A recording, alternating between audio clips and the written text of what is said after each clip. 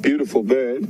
Just going to get an establishing shot from here, and then I will try edge a little bit closer.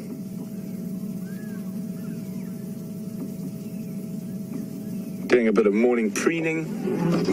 And there you go. Oh, morning ablutions.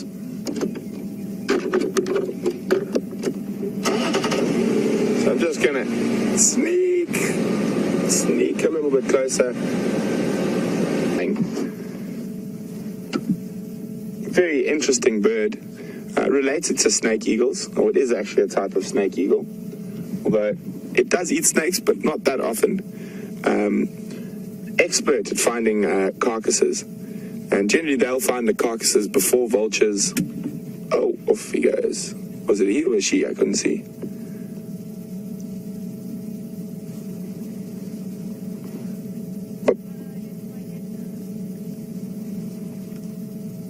Off to the next dead tree. And so they're saying very, very good at finding generally the first sort of bird to find a carcass. And they'll try normally eat the eyes out and around the anus and the softer parts, because they don't have the strongest beak, but they do generally get enough nourishment from that. They also do hunt smaller smaller animals and snakes, but they specialize in finding carcasses. Incredible eyesight. And their name, Batelier, is a derivative of a French word for tightrope walker, because they've got such a short tail. When you watch them fly, they sort of always look like they're balancing like a tightrope walker. But nice bird. I think we might get another view of him as we come around the corner.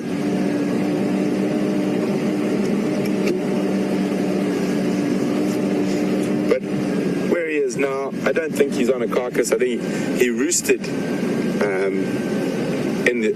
in one of these dead trees in this area. Just going to stop a little bit further away. So we'll be waiting for it to warm up.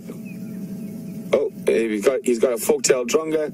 Fork-tailed drongas love to harass predatory bird species. Here we go. Dive bomb. And chase away. Get away from me. So even though a Batelier poses almost zero threat to a fork-tailed dronga, they will give them an incredibly hard time.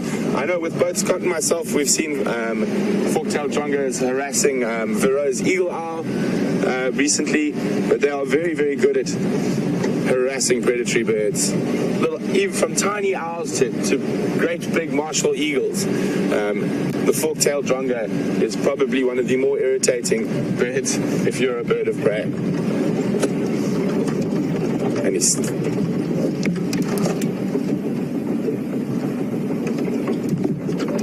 Oh, and he's chasing him again.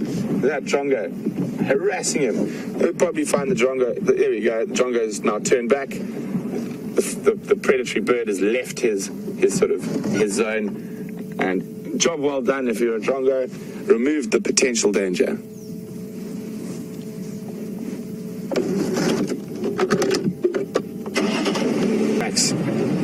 Junction of these two roads here. Been quite a leopard highway in the time I've been at Djuma, but not today. We're going to head down to our eastern boundary and check towards our southern boundary and see if there's any tracks in that area. There's a drainage line that the long-time viewers might know quite well called the Mulwati, which is a dry riverbed and quite a popular area for leopards. It's also quite a popular crossing point between our southern neighbor. So always a good area to check when you haven't seen leopard for a while and you're trying to establish what area they're in.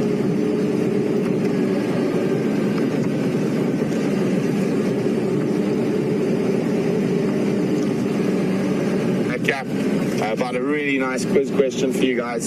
So until then, let's hand you over to Scott.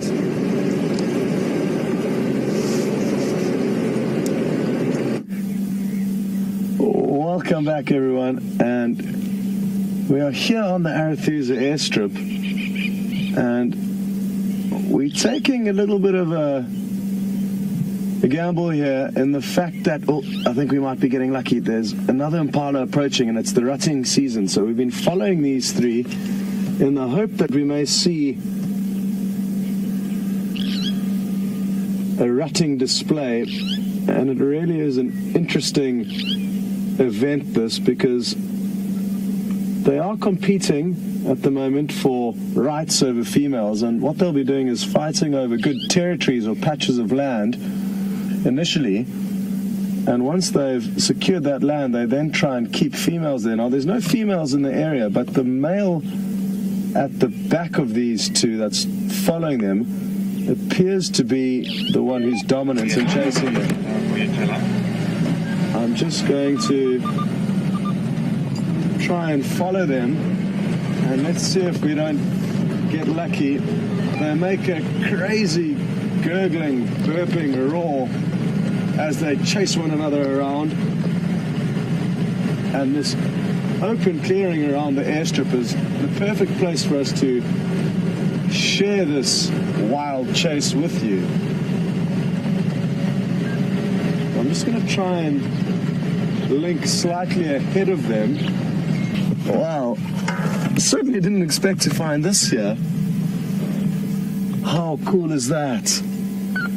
It's the same family as tarantulas.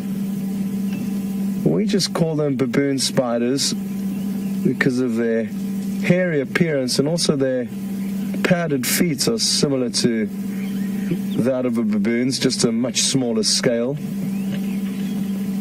And they typically live in burrows, and they only actually have one set of teeth that allows them to dig their initial burrow. Thereafter, they have to rely on finding pre-made burrows, and it's interesting that this one is out of its burrow. It could be searching for a mate, and I'm guessing that that's what's happening here.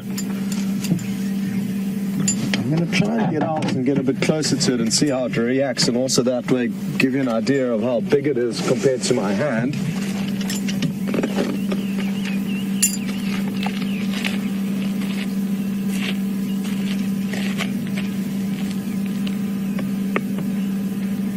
So you can see it's very large, and I'm just going to try and coax it along a bit closer towards you. Woo! Now, as you can see, it could bite me, and there you can see its fangs. Look at its fangs there. Absolutely awesome. You wouldn't want to be bitten by those, but they aren't venomous, so you don't have to worry if they do bite you. It's simply going to hurt. It's not going to cause any problems. They do not have any venom. Well, that's a serious display that we're getting to see here.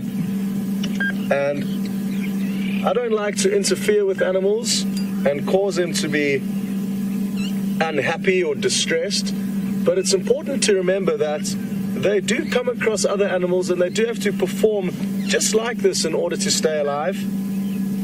I'm going to leave it now, though. We've had a good look at it, and I want it to relax and carry on with its day. Well, that seriously is awesome. And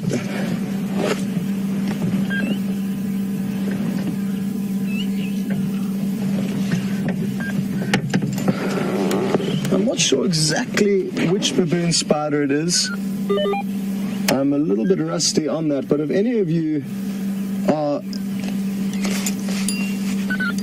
well versed in arachnids, I'd be interested to hear which baboon spider you think this is. I think it could be called a golden baboon spider or a brown baboon spider, but I'm taking absolute guesses. I need to get the old spider book out and find out about that. Where have the impala gone?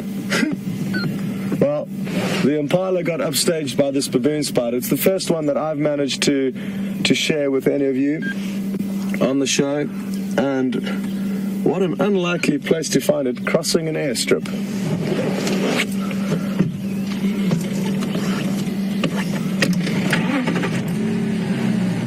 trying if we can get a little bit closer to try and show you a better view. So I'm just going to try that quickly.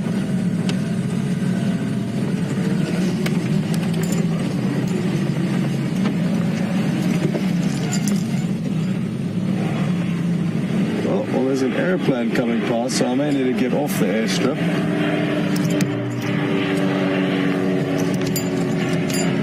I've come too close. It's a Grand Caravan.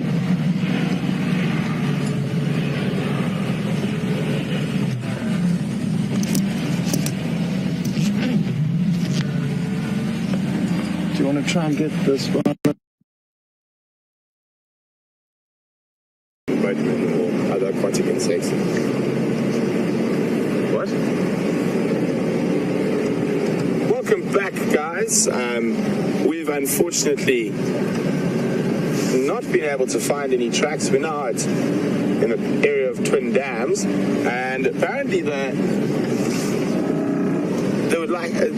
you guys out there would like to have an insect quiz. And I'm busy searching low and high for some insects at the moment, but I will keep my eyes open, trying to see maybe we might find an insect or three at the edge of the water.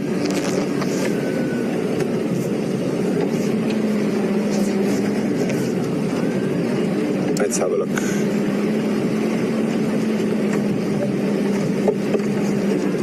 So as the dry months set in, our insect populations do drop extensively. They prefer the warm, wetter months. And also being a very cool morning like that, not even the butterflies that are out during the dry months are out because it's quite damp this morning. They'll be waiting for their wings to dry off before they're able to start flying. So hopefully my eyes are on form today and I managed to spot a butterfly resting in the grass.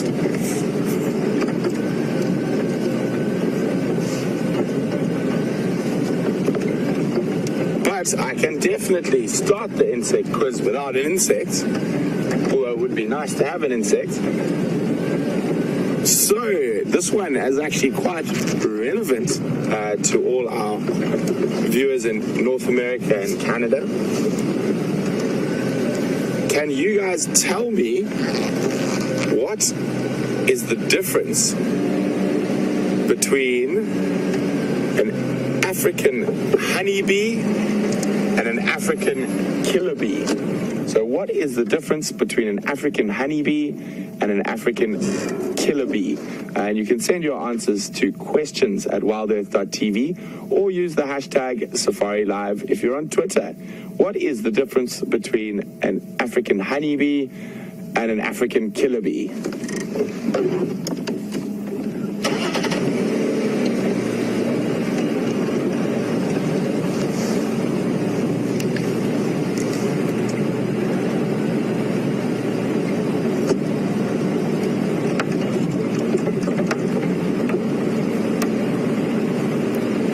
Penny from Texas. Penny would like to know what small animal fascinates me most. Wow, Penny, that is a question. I'm fascinated by so many of the small animals, but I think the group of small animals that I have quite an affinity for and I really like studying a bit closely and looking at are frogs. Just incredible diversity in frogs, and also incredible diversity in their sort of breeding habits and vocalizations. Sorry, Penny, I'm going to carry on talking. I'm just about to go through a dip. We might have a little bit of signal breakup. So I will carry on talking once we're through.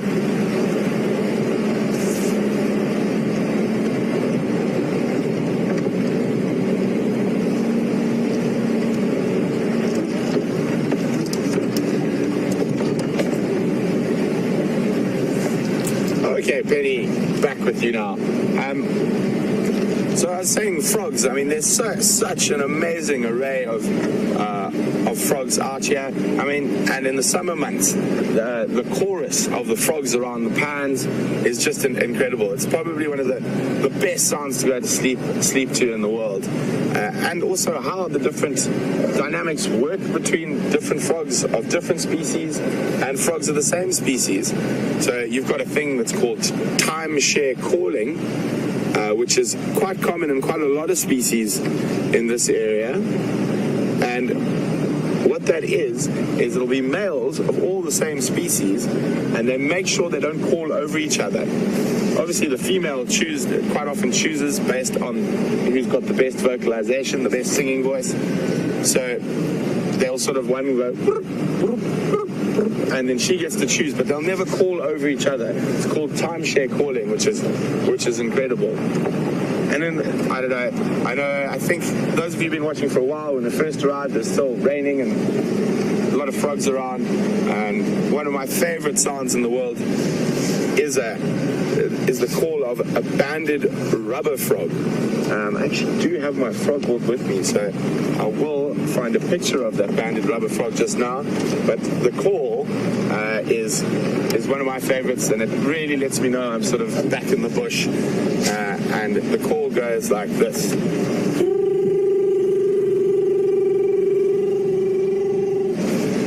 And I really, really do love that call.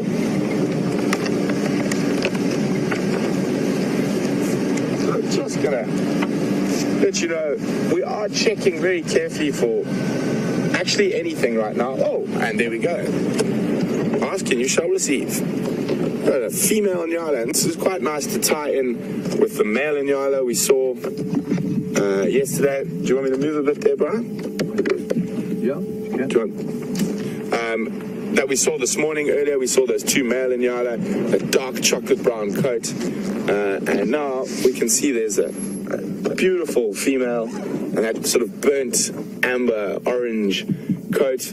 They do have the same sort of sets of stripes, but the coloration is completely different. And we spoke about how that was for the males to be able to sort of have their sort of model show off without physically fighting, and they prefer to sort of have a who's the prettiest competition, a beauty pageant.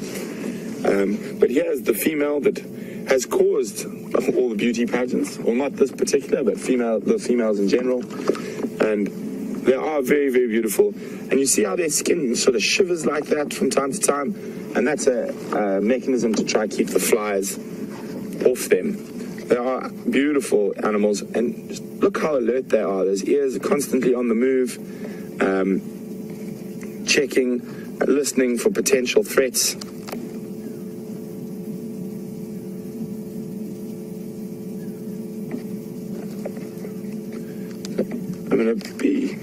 So they're moving along the edge of this drainage line, slowly browsing, and they are one of the more common antelope species we have here, but definitely always great to stop and have a look at them.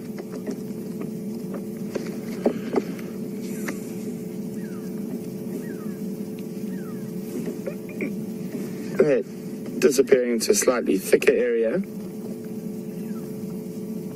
Penny, I'm just looking for a picture of that banded rubber frog,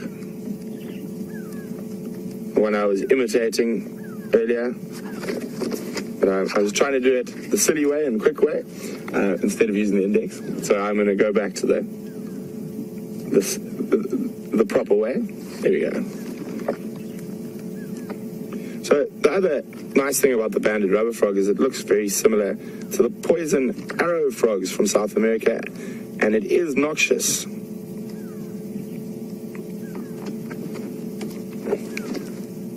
So there's Nyala disappearing, a little bit of sunlight breaking through the clouds.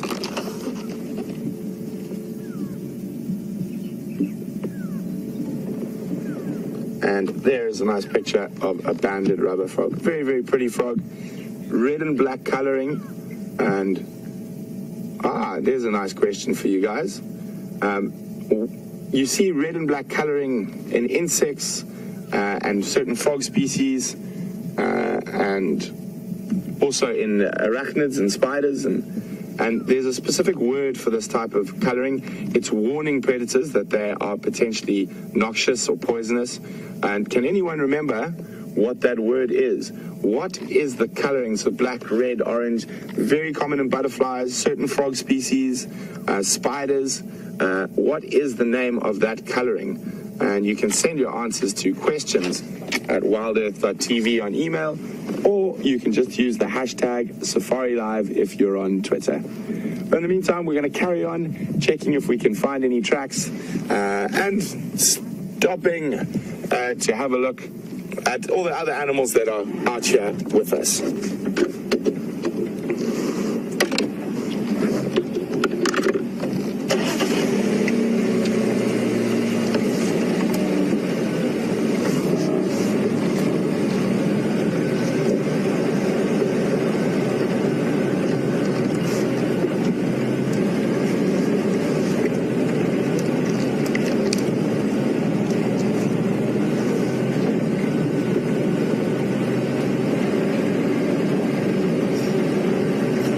So we've got some answers in for the killer bee question. It looks like most of you got it right. There is no difference between an African killer bee and African honeybee. They are just they're much more aggressive than the European honeybee, which occurs naturally in North America and Europe. But they are far more aggressive, and in swarms they can kill you, especially if you are allergic to bees. But I mean, they are our normal honeybee we get out here, and so there's no difference between the African killer bee and the African honeybee. There are some people who are talking about hybrids that were bred. As far as I know, these hybridizations, I'm sure some people have tried to hybridize the bees before, but quite a lot of those hybridizations happen naturally. Well, not naturally, because the African honeybee was moved by people into Europe and to North America. But even then, they are so closely related that hybridizations can happen naturally.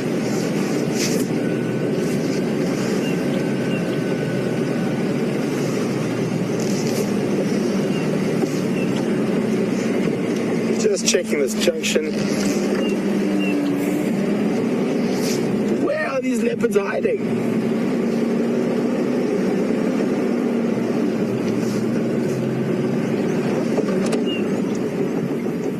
Up in the tree on the left there, Brian, there's a couple of small little birds.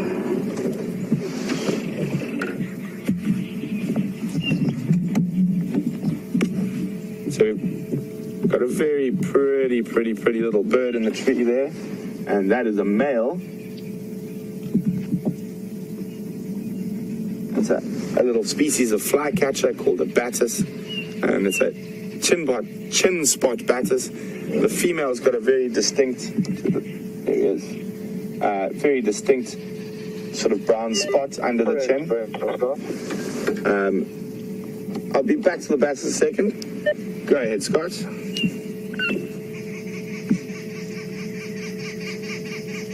They're very beautiful little flycatchers. Quite interesting how they build their nests. They actually gather spider webs and use the spider webs to sort of glue the outside of their nest to keep it quite solid. Standing by, Scott. Yep. And I'm trying to see, the female will probably be quite close around the male. There's a bit of preening. Oh! And also, one of the more common calls you will hear in the African bush, and we can actually hear them calling now. You are? I'm just on Treehouse Road, heading towards Treehouse Pan from Shabam. Copy. Elephant Skull Junction Weaver's Nest. I checked around Twin Dams. I'm probably going to head towards Chele Pan, and then maybe check Batalea, one of the roads we don't check too often.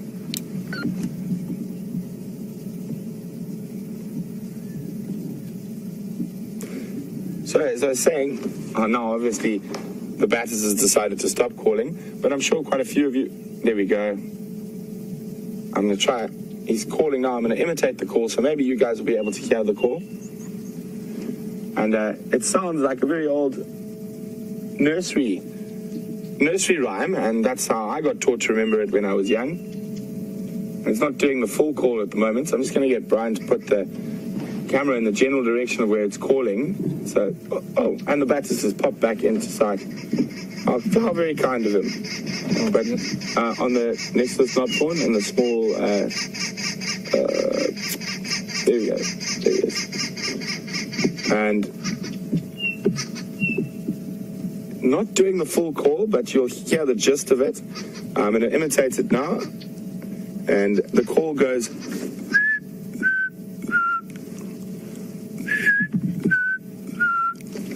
Three blind mice is what we often... And that's how I was taught to remember the call of the chin spot Battis. He's not doing the full call this morning, only doing half or 3/4.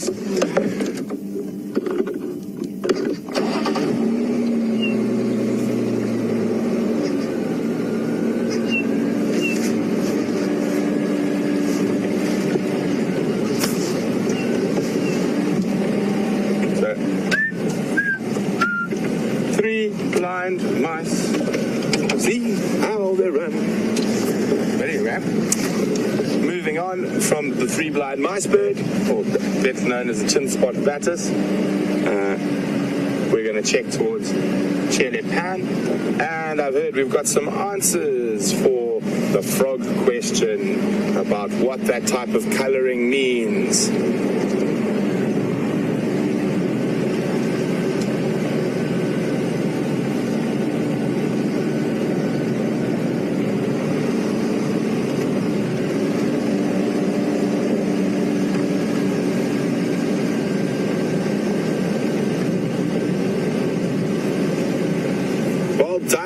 And Sam, well done. Oh, you answered correctly. It's aposematic colouring, which means danger or warning. I know a lot of you guys said danger or warning, but I did say that while I was speaking. I was looking for the term for that type of coloration, so well done to you guys. Aposematic coloration, and it is a very interesting. So, and Diane and Sam, well done, guys. Aposematic colouring.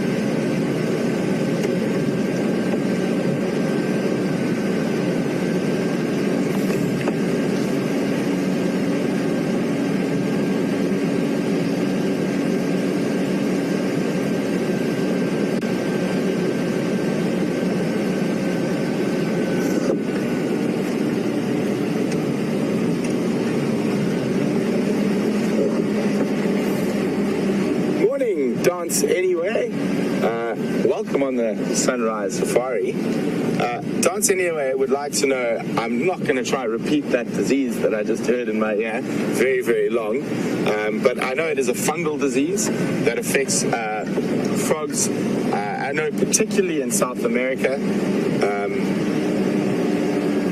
which causes them to die. It sort of dries out their skin. Now, Dance Anyway, as far as my understanding about this disease is, if I remember correctly, it comes from cane toads. It's not cane toads. Anyway, a frog species that was introduced from either Australia or South Africa.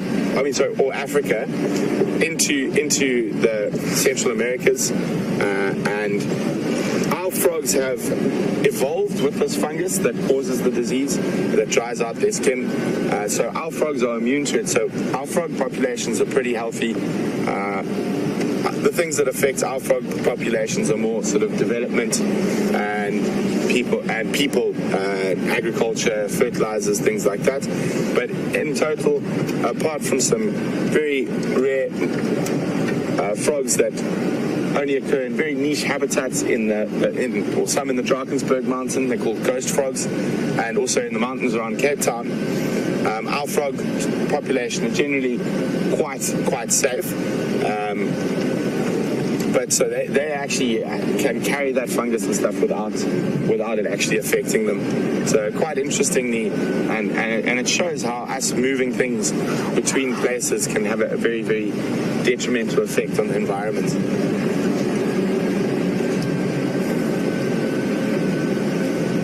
But we're going to continue looking.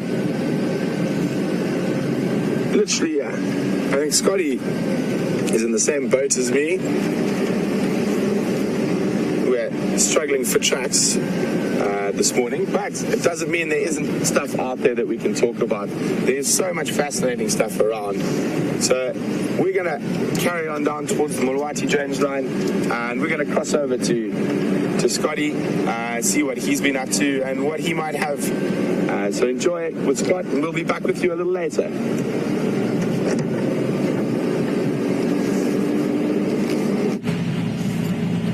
Welcome back, everyone. And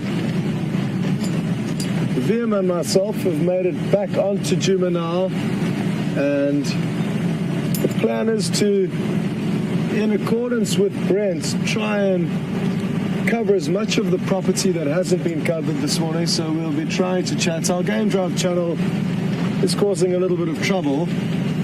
I think you could hear me chatting to Brent earlier, but I was copying none of his updates back to me. Anyway, it is in the process of getting fine-tuned, but making our lives a little bit more tricky in the meantime, because it is critical for us to be able to chat amongst one another and know where he's searching, where he has searched, and that way we can try and divide and conquer and check different areas of the property. It's not only about checking different areas, but by knowing that he has driven down a particular road in the morning, if we were to drive down that same road later and find any tracks on that road, we'd know that they're very fresh, because the animal's footprints would be on top of Brent's tire marks, for example. So, just a further update on the leopards that were mating at Arathusa Dam. I stopped and had a chat with one of the guides who was having his tea and coffee break on the airstrip. And he said that it was indeed Karula and Tingana that continued to mate. Now, again, really interesting, and we can only guess as to what exactly is going on there. It was believed that Karula, the same female leopard, after she had given birth to her third litter, that she did mate with the male to give him the false sense of fathership, and therefore he wouldn't kill those cubs even if they weren't his own, because you'd kind of get confused and think that, well, he mated with her, so they must be his cubs. She may be doing the same thing with Tingana now, but the fact that she's been with him for, it sounds like 48 hours, means that I'm not sure that she does have cubs, and if she did give birth to cubs, she may have already lost them. Anyway, only time will tell, and those are just my thoughts on the matter. But I can confirm that it was Karula and Tingana. They headed south away from the dam and onto another property where we cannot go, sadly.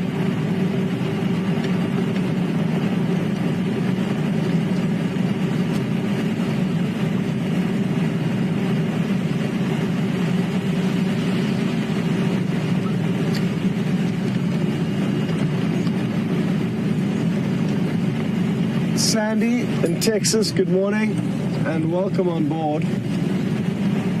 Sandy would like to know if we've got any further updates on the Matimba Male Lion Coalition.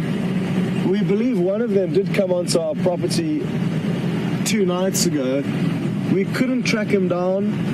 His tracks were zigzagging up and down, and we are told that they've been chased by 2 of the Styx Coalition male lions. So these Matimba males sound like they have some trouble on the way, some kind of competition.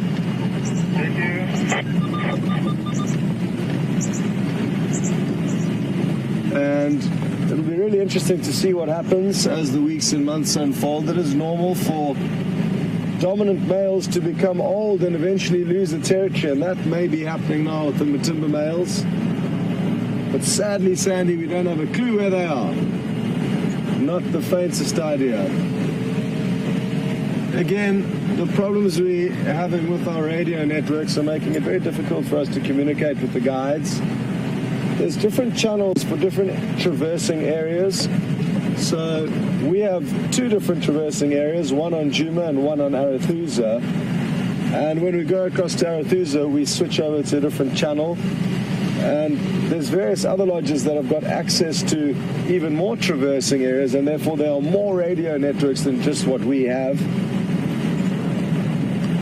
And at the moment, sorry? Steenbok.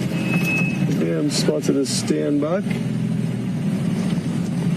Quite a shy and secretive little antelope. Oh, well spotted.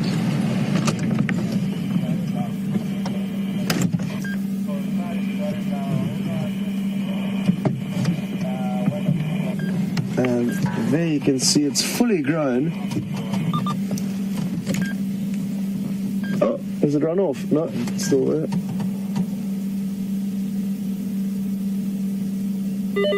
Well, that's a female steenbok. You can tell quite easily because she doesn't have horns. Interestingly enough, though, despite the fact that she doesn't have horns, they still compete with males for territory, which is really interesting.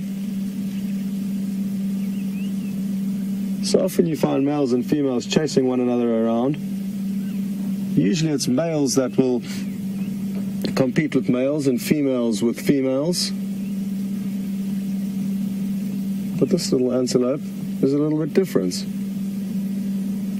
There often is a male in attendance with them.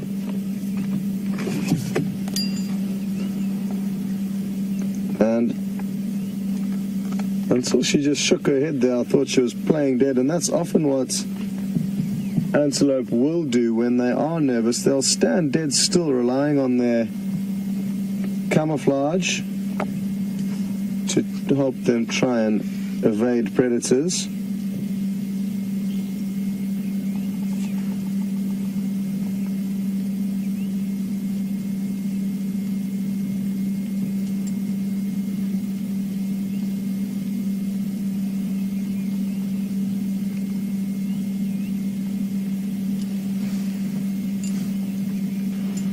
We'll leave her and her statue-like pose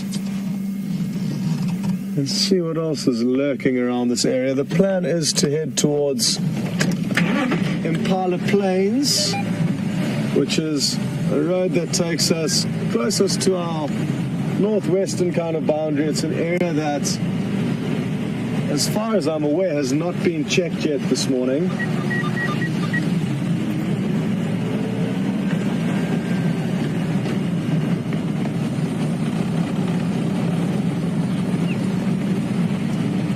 See if I can get a hold of Brent.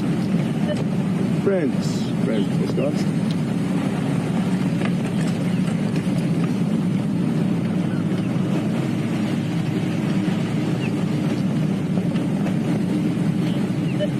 Brent, what's got?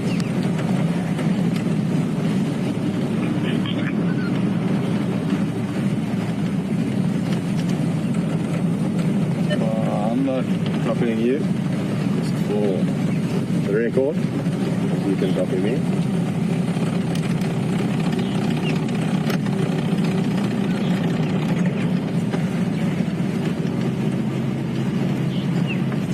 It would be really useful for me to know where Brent is at the moment, and I'm sure Tara and Nikki are busy getting an update from him.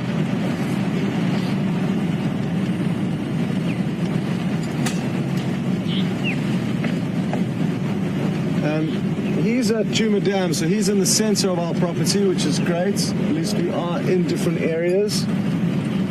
And hopefully he'll find something there. There were some reports of potentially some cats around Juma Dam early last night. So I'm sure Brent is going to be scanning carefully for them. You'll probably hear a plane flying over. That's the same plane we saw fly past the Airfields airstrip. And it came to drop off some guests. I had to, as quickly and effectively as I could, try and usher that spider across the airstrip before the plane landed, which made for an exciting few moments, because I certainly didn't want to get stuck on the airstrip as the plane was landing, for obvious reasons. But we managed to get the spider into the clear, And really, really happy that we got to see one of those baboon spiders. You very seldom see them out their holes. Having said that, though, in the last few weeks, this is the third one that I've seen out of its burrow, so I'm guessing it's the mating season for them.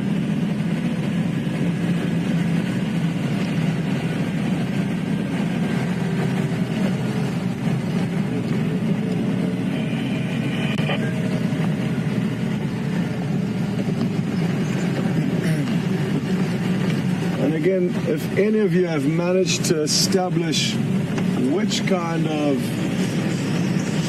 baboon spider it is, it would be really, really wonderful. There's some oxpeckers that you would have heard chirping, and I wonder where they've come from. They are such great indicators for us in finding the herbivores. They don't clean ticks off the predators. There could be some buffalo or any antelope really in this area. We'll keep an eye out as we proceed.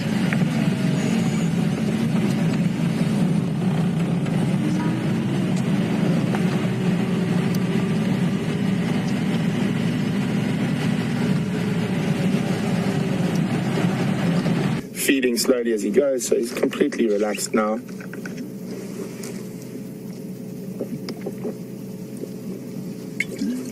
But because of that initial sort of shock of coming around the corner, I don't want to put any adverse pressure on him, and I'm still going to sit for a little bit longer and let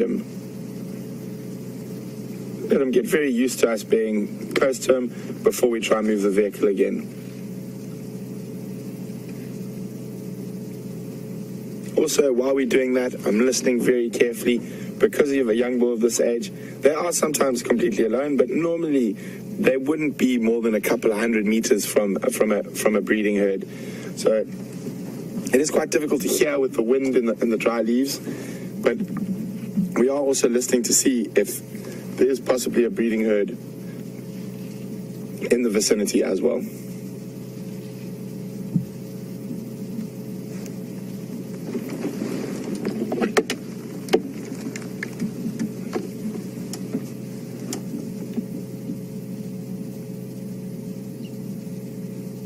So we just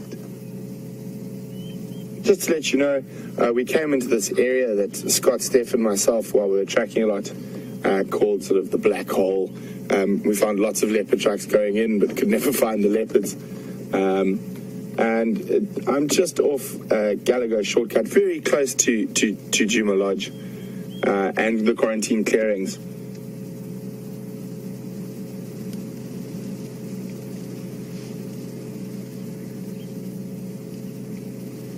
So you can see his body language has changed. Another very important thing when you're approaching an animal, especially animals like elephants, when you initially see them, is how you drive up to them. You never want to...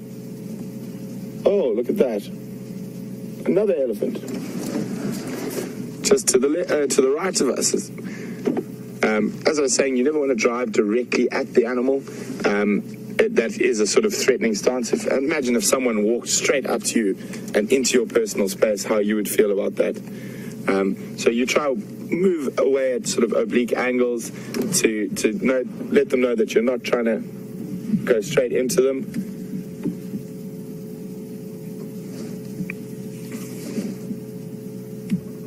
So there's another elephant coming through from the right.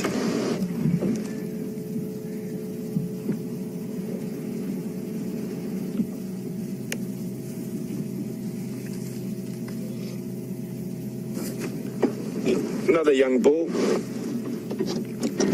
just going to move the vehicle a little bit. Oh no, he's going to come to us. So when he stopped on a fallen down marula, he's going to have a good tummy scratch. Let me just try to see if we can get a better view of that.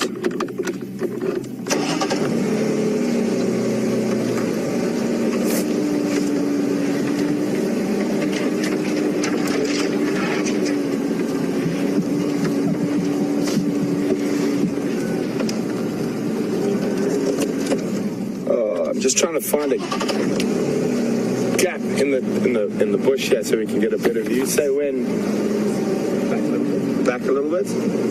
There we go. Oh, looks like he's finished his tummy scratch, but he actually stepped over that fallen down marula and just gave the tummy a good scratch. Elephants are very good at finding different trees and things. Oh, it looks like he's found a different scratching post now. He's going to move around behind another fallen down tree there.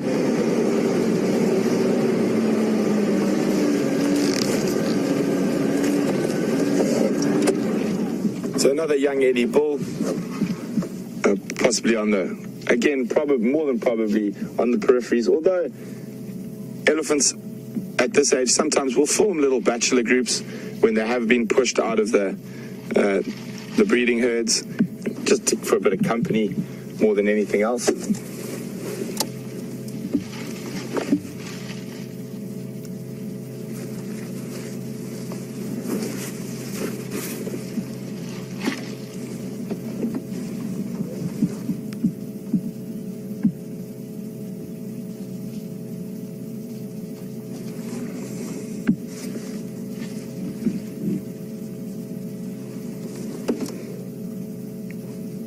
So we're sitting between the two bulls as they slowly feed.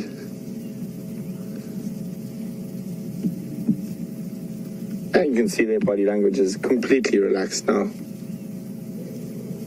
Again, that is very important in the way you approach animals, and specifically with elephants. And if they come into your space, not a problem, rather than you move into their space.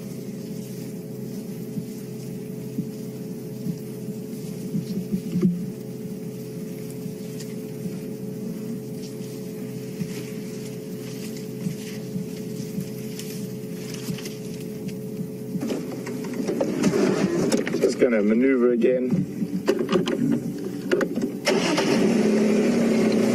So also it's very important you let the car run for a few seconds before you move, just so you don't give them a fright. So to start that noise and start moving immediately sometimes can give Ellies a big fright, and it can cause them to run away or become aggressive, and obviously neither of that is what we want.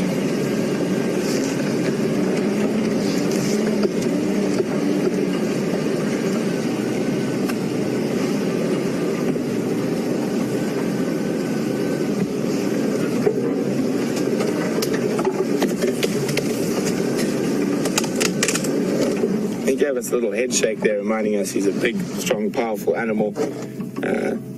He's just, it's not an aggressive thing, it's just a sort of say, hey, don't get too close.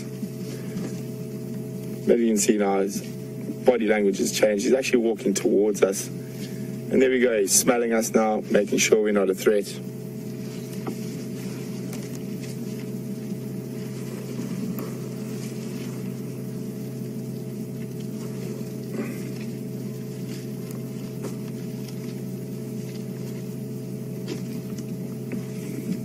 It's always more difficult to follow elephants through thick bush.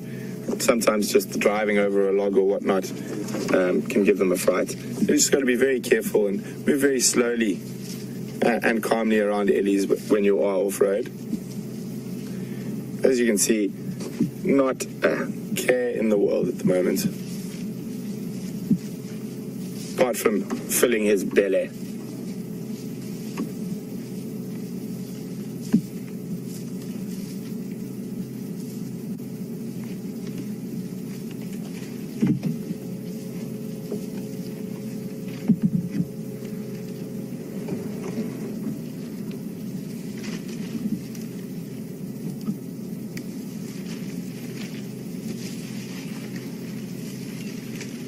He uses his foot there as an anchor to help with his trunk to pull that bush willow branch off. Oh, look how amazing how dexterous that is. Now he's going to put that into his mouth and basically roll it round and strip. There we go, you watch, he'll turn the branch with his trunk as he rolls it through his mouth, and he's stripping the stripping the bark off there. So what the elephants are after when they do that with bark is there's a thin layer under the bark between the sort of main woody part of the tree called the cambium layer. And that is the layer that transports all the nutrients that the roots gather from the soil and from water up to the rest of the tree, to the leaves and that. So that's what an elephant's after. And he's finished with one, and the next one.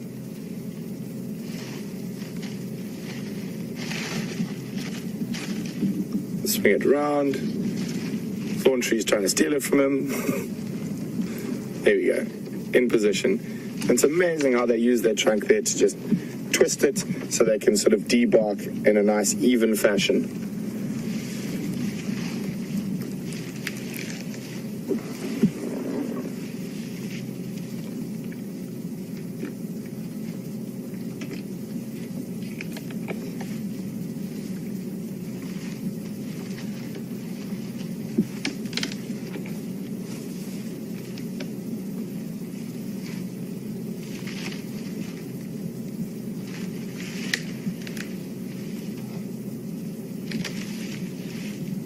There you can see how that bark's coming off, and you just left, oh, and he's dropped it.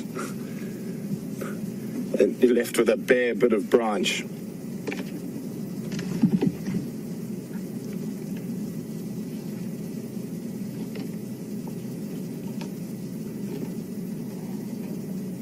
Oh, I don't know. You caught that flapping through the shot very briefly. Oh, it's back in shot, is it?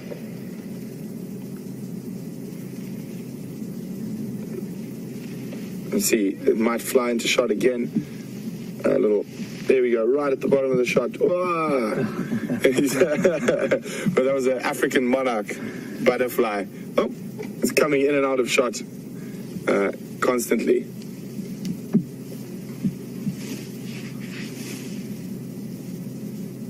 So now that it's warmed up a little bit, and the butterflies have had a chance for their wings to dry, they'll start fluttering about.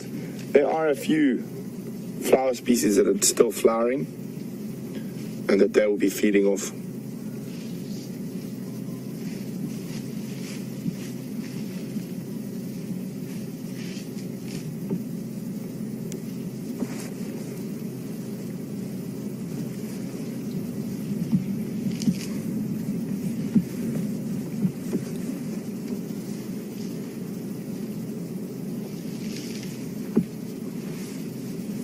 So these two boys are heading into some thicker stuff. And as I said, I don't want to really disturb them.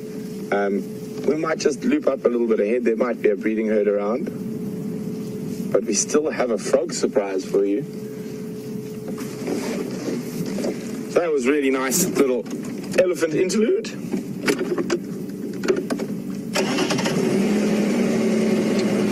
Did that butterfly take off?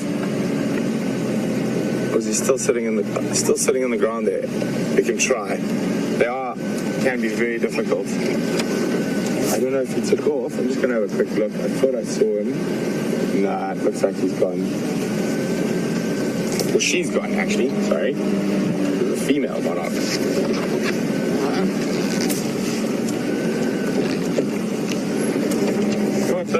Those two boys might come out on the road, so I'm going to shoot around to the road.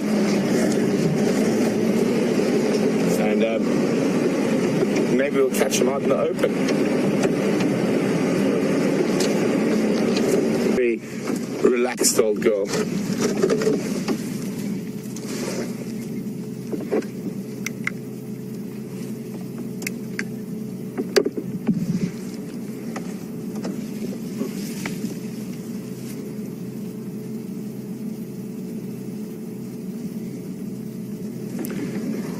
Hi, Anna-Marie from New Jersey. Anna-Marie wants to know, is it going to be more difficult for elephants to find foliage and food as winter progresses? Yes and no, Anna-Marie. So elephants have quite an interesting adaptation. The fact is that during the summer months, 80% of their diet is made up of grass. And during the winter months, that changes, and about 80% of their diet is made up of trees.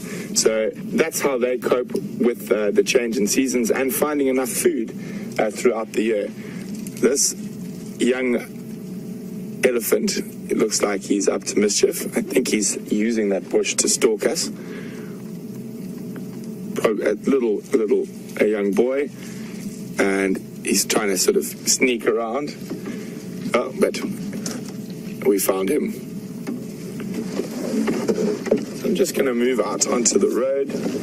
Again, there's another young elephant, even smaller elephant coming from in front of us, and there's another cow making her way straight towards us.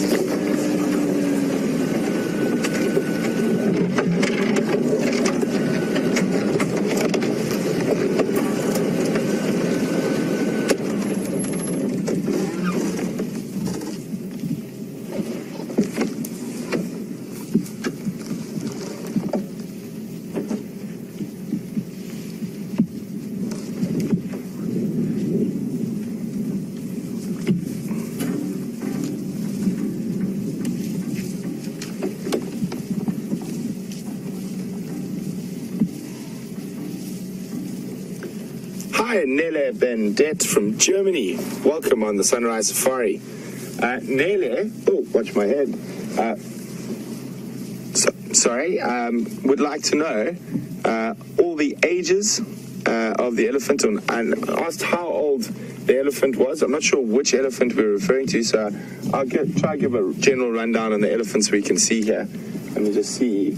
So that little one there is probably close to a year, but still maybe under a year. One of the ways we tell young elephant ages is we compare them to their mothers. If they can still fit under the mother's belly, then it's generally under a year. That elephant to the right, in front of the little one, is now disappearing behind a bush. Is probably around 4 or 5 years old. There's another young bull on the road, and he's probably around 10. And you can see these, if we swing back quickly to the two little ones, the one at the back's a little bit older, so maybe might not fit under the mom's belly anymore, or maybe he does, so also probably around a year. Oh, isn't that sweet? And then about to walk into shot is the mother of one of those two, and she is an adult. Difficult to say exactly, but she's definitely probably over 30, just judging from her size and tusks, so probably between 30 and 40.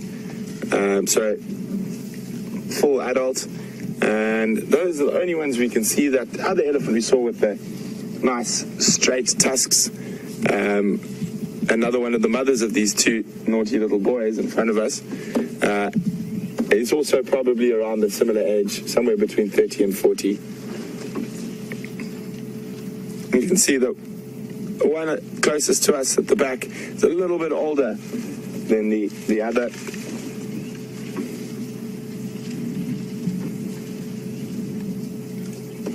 I'm going to move around so we can get a better view again.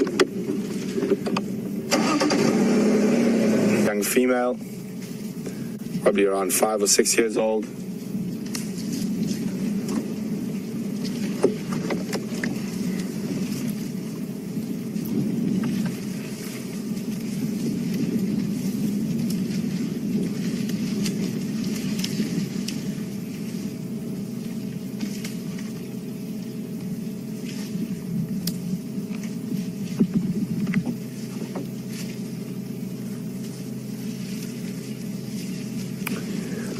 Hi, Samantha and Herman Daba, who actually is an old Wild Earth cameraman who's teaching English in South Korea. Samantha is one of his students. She's 12. Hi, Samantha. Really great to have you on the live safari with us this morning. And she would like to know the smallest of those ellies. How big is it? Now, Samantha, even though it's a baby elephant, it's still very heavy. It probably weighs around 100 kilograms. And it's just quite a few elephants around me. I'm trying to think of something I can use as a size reference. I'm just going to move again. Oh, there he is, popping into the gap. But just over a meter, maybe not even a meter. What we can do, Samantha, is once we get away from the elephants, where I can get out of the car, I can sort of give you to my hip how tall that elephant is.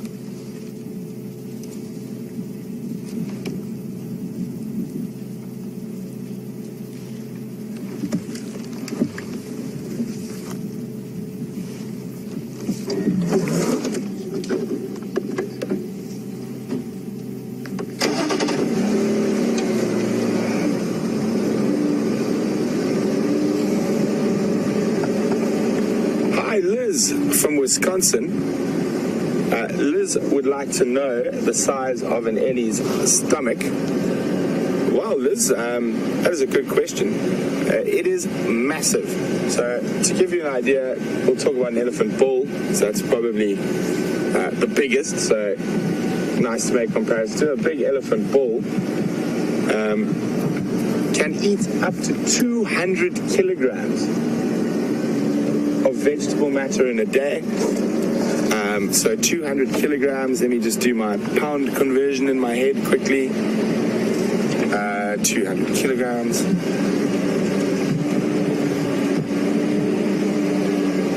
So that's around 500 pounds.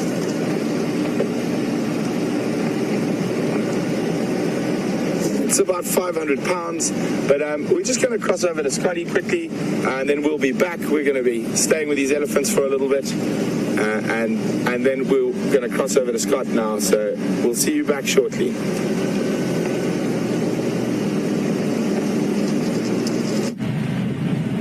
Welcome back, folks, and I'm going to keep this brief because it sounds like you're having a great time with Brent and the elephants, but thanks so much for following this morning's drive. I hope you had a good time with us. Sorry for the delay with the flat tire in the beginning, and well done to VM on camera, and big thanks to Nikki and Tara in Final Control. We're saying goodbye and look forward to this afternoon's adventure.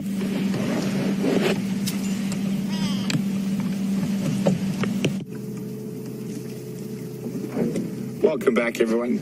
We've managed to loop around on a road from where we first found the elephants, and we're back with these two youngsters and an adult female. And it's so amazing to be able to sit amongst a herd of elephants like this.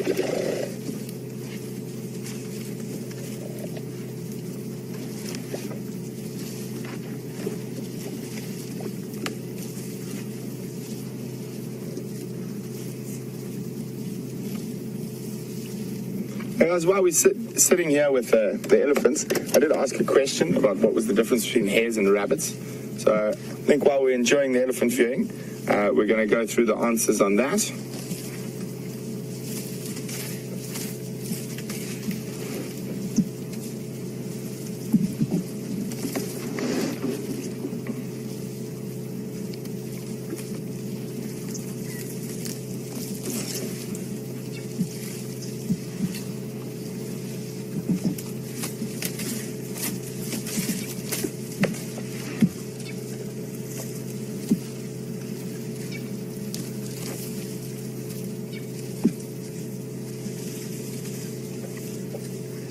So Shanae and Penny, and there was one other who got it correct. And so, sorry, 1 second, guys. I'm just listening to the radio. And look at this little guy who's coming to have a look at us. So the correct answer was that hares are born as fully developed adults, miniature versions of the adults that can... Oh. Sorry, I'll get back to that, but this Ellie is just having a whale of a time next to us. He's lying down, eating on a little, looks like Rosis's creeper, but he's just playing now.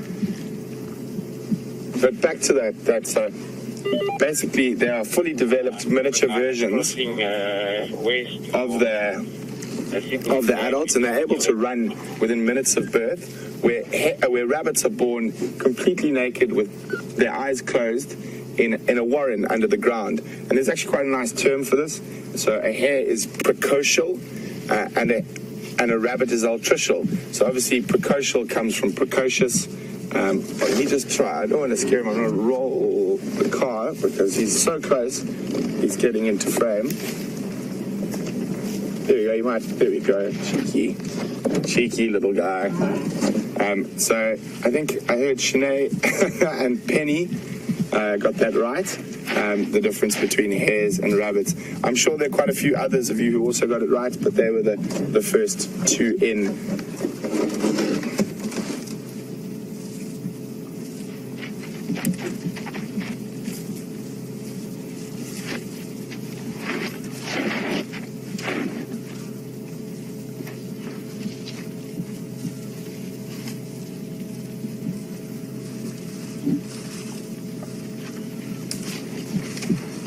Brian sending it right.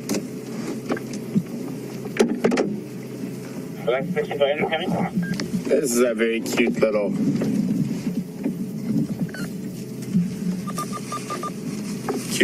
guy. We're actually sitting almost in the middle of the herd.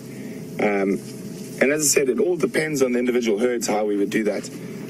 You can just judge by the adult females. I've actually seen this herd quite a few times, so I know they are quite relaxed. And their body language has told me that they're relaxed and they don't mind our presence. And even with the youngster who's away, he wants to be a circus elephant. No, I'm only joking. He's much happier and healthier out here in the bush. I'm going to try and move back again because he's literally laying down so close to the car, I can't even see him. There we go. He is a wonderful, wonderful little character on this little bull. He keeps coming so close to us that we have to keep moving away from him.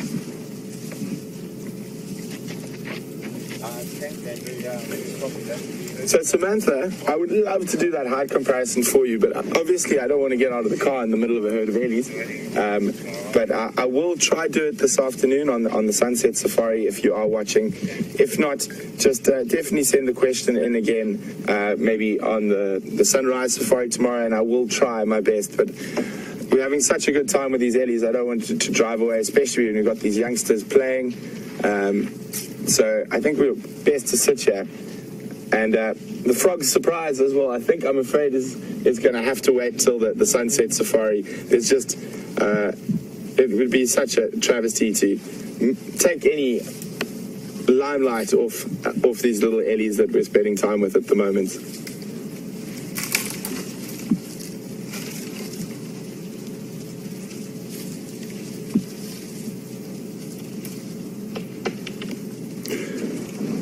So it's been an interesting morning for us out here. It has been quite quiet in terms of game and general game and predator species. It was a cool, misty morning, and quite a lot of your sort of general game would have been resting up and only getting moving later. We did have that quite exciting brief time with that hyena that was running up and down the road, sniffing, quite excited, trying to figure out what was going on. And that was quite interesting. And it's a nice close off to the story of the Nguma Pride and that hippo that they killed a couple of days ago. I heard later that someone did find tracks of the Pride, and they have moved north of our boundary. But now we've had a chance today to focus on a lot of the smaller and more interesting things that we sometimes are very lucky we don't have to, because we are surrounded by these amazing animals that we live with. But luckily now, for the last sort of half an hour or so, we've been with this fantastic herd of elephants. And all of you guys who've joined us for the Sunrise Safari, it's been an absolute pleasure having you on our vehicle with us and joining us for a game drive here at Djuma in the Sabi Sands of South Africa.